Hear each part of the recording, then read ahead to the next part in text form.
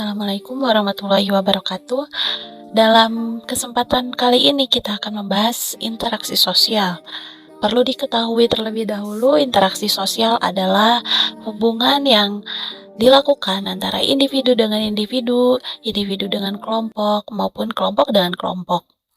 Dalam pelaksanaannya, interaksi ini terbagi menjadi 3 macam, yaitu interaksi asosiatif, interaksi disosiatif, dan interaksi komunikatif. Interaksi sosial dapat terbentuk dengan adanya syarat interaksi, yaitu kontak sosial dan komunikasi. Jika tidak ada kontak sosial maupun komunikasi, maka interaksi pun tidak akan terjadi. Kembali lagi pada bentuk interaksi sosial, yaitu pertama bentuk interaksi sosial asosiatif adalah bentuk yang interaksinya atau kegiatannya mengarah kepada kegiatan yang positif atau bersifat baik. Dalam kegiatan ini terbagi menjadi 3 macam, yaitu kerjasama, asimilasi, dan akulturasi. Kerjasama adalah bentuk interaksi baik individu maupun kelompok untuk mencapai tujuan yang sama secara bersamaan dan melakukan poin-poin tugasnya masing-masing agar dapat mempermudah suatu pekerjaan. Sedangkan asimilasi adalah proses berbaurnya budaya lain dengan budaya yang ada di sekitar, kemudian menjadi sebuah kebiasaan atau adat yang baru. Lalu akulturasi adalah proses berbaurnya kebudayaan baru dengan kebudayaan yang ada tetapi dalam waktu yang cukup lama. Namun hal ini juga dapat berlangsung dengan singkat. Contohnya seperti budaya Tionghoa yang masuk ke Indonesia sejak berabad-abad yang lalu dengan adanya penjajahan di Indonesia, lalu kemudian budaya itu masuk secara perlahan, kemudian menjadi suatu budaya yang berkembang di masyarakat. Lalu yang kedua, bentuk interaksi sosial disosiatif. Bentuk interaksi sosial disosiatif adalah bentuk yang dalam pelaksanaannya bersifat negatif dan kontroversial. Dalam hal ini, interaksi yang terbentuk mungkin adalah suatu hal yang kurang baik. Interaksi disosiatif terbagi menjadi 3 macam, yaitu persaingan atau kompetisi, kemudian kontravensi, dan yang ketiga pertentangan atau konflik. Interaksi dalam bentuk persaingan atau kompetisi adalah bentuk interaksi yang terjadi baik individu maupun kelompok dengan melibatkan ego masing-masing untuk menjadi yang terbaik di antara yang terbaik. Dalam hal ini dapat kita jumpai di berbagai kompetisi atau perlombaan yang terjadi di masyarakat maupun di sektor pendidikan. Setiap individu berjuang dan berusaha semaksimal mungkin untuk memenangkan perlombaan yang diselenggarakan. Kemudian kontravensi. Kontravensi adalah bentuk interaksi ketika seseorang memiliki rasa ketidaksukaan kepada orang lain. Lalu, dalam bentuk ini biasanya seseorang cenderung menyembunyikan perasaannya dan tidak memperlihatkan apakah ia suka atau tidak suka kepada orang yang terlibat. Contohnya seperti perasaan iri, dengki, cemburu, dan lain-lain. Yang ketiga, bentuk interaksi sosial akomodatif, yaitu merupakan proses interaksi di mana dalam pelaksanaannya yaitu bersikap untuk menyelesaikan suatu permasalahan yang ditimbulkan dari interaksi sosial di masyarakat. Jenis dari akomodatif itu sendiri yaitu dengan mediasi, kemudian musyawarah atau mufakat.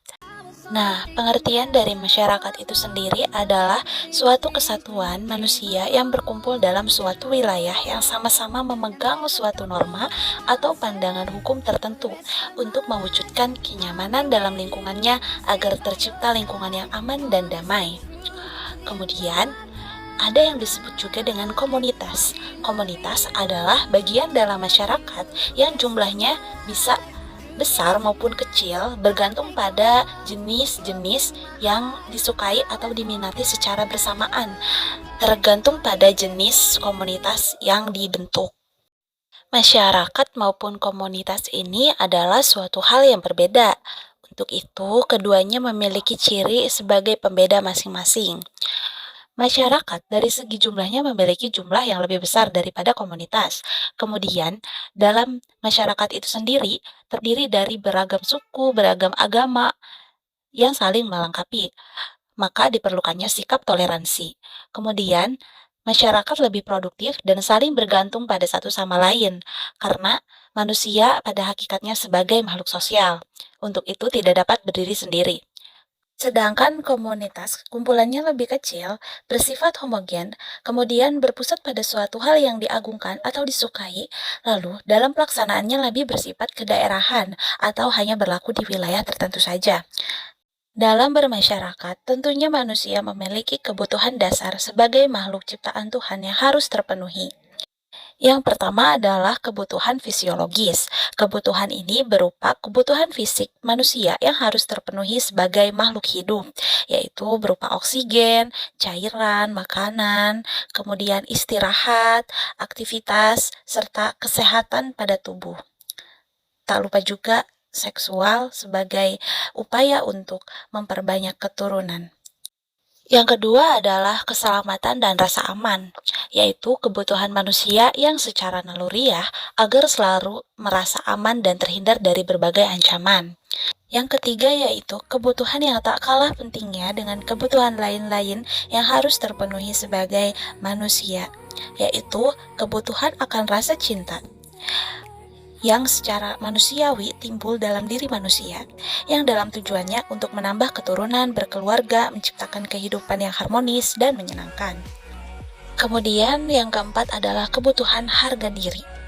Kebutuhan ini adalah kebutuhan yang mutlak ada pada diri manusia untuk merasa dihargai dan tidak dilecehkan dari pihak manapun.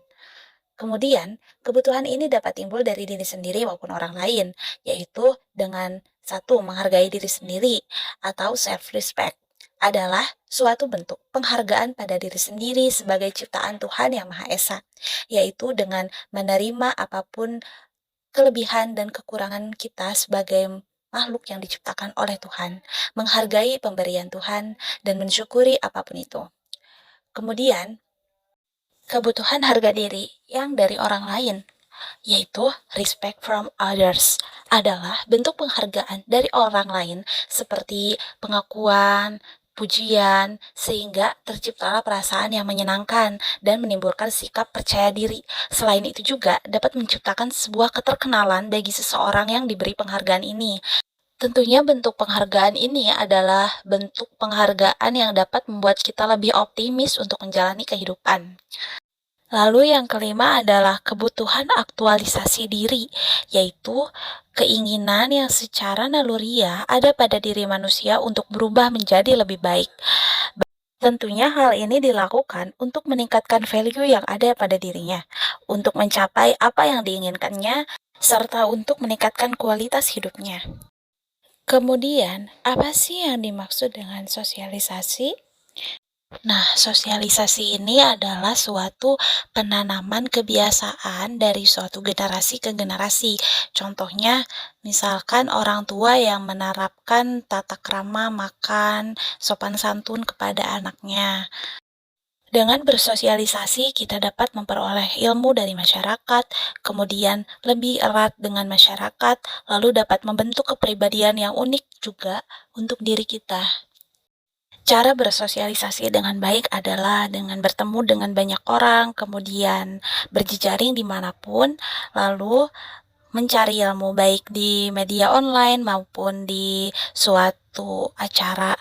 Nah, manfaat dan tujuan dari sosialisasi itu sendiri adalah memberikan pengetahuan yang diperlukan dalam kehidupan bermasyarakat. Kemudian, mengembangkan kemampuan seseorang agar dapat berkomunikasi dengan baik.